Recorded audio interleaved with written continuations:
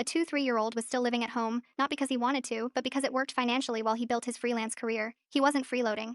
He paid rent, covered the electricity bill, and even paid for his mom's phone plan. His bedroom wasn't just a place to sleep, it was also his workspace. He had turned it into a small studio for content creation, with more than $3,000 worth of equipment, including a computer, microphone, lights, and camera. Things were fine until his mom's best friend, Kelly, moved in with her 2 kids. Kelly was going through a divorce, and the arrangement was supposed to be temporary. At first, they stayed in the guest room. The house got louder, but it was manageable. Then one day, he came home and found his bedroom door open. Kids were laughing inside.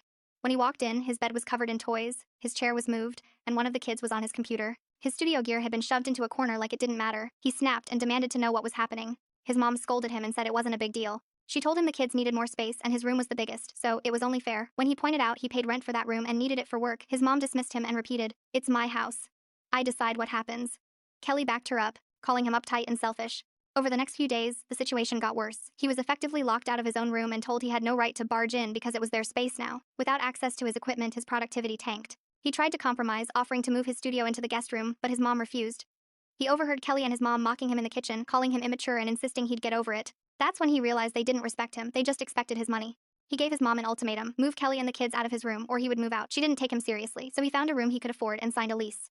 He told his mom the night before moving, and she immediately focused on money, saying she needed his rent to keep the house running. The next day, he moved out with friends. They recorded the process because Kelly tried to interfere and claimed the room belonged to her kids. He calmly packed his equipment and left. His mom exploded, accusing him of being selfish for not getting his way. He said he was leaving because she didn't respect him. Afterward, his mom bombarded him with guilt texts, demanded rent for the remainder of the month, and even posted online portraying him as the villain while hiding what she'd done. He refused to pay for a home he no longer lived in. A month later, he's settled, his work is back on track, and he's finally breathing again. He doesn't regret choosing boundaries over being used.